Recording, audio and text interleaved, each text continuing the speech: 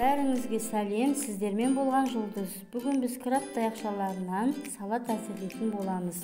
Ол үшін бізге краб таяқшалары, картоп және де қияр қажет болады. Балғын қиярымызды дәл осылай ұзыншақ етіп турап аласыз да, кейін краб таяқшаларында дәл осылай етіп турап аласыз. Бір ыдысымызға салып, үстінен қалбырдағы жүгерімізді қосып, татымына қарай тұзымызды де сеуіп, майонезімізді қосып, әбден араластырып, бір ыдысымызға салып, картошкамызды де үккіштен өткізіп, дәл осылай болып шығады.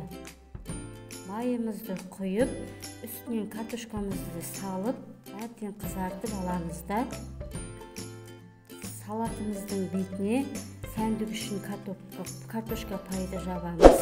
Сіздермен болған Жұлдыз. Каналыма тіркеліп, қоңырауды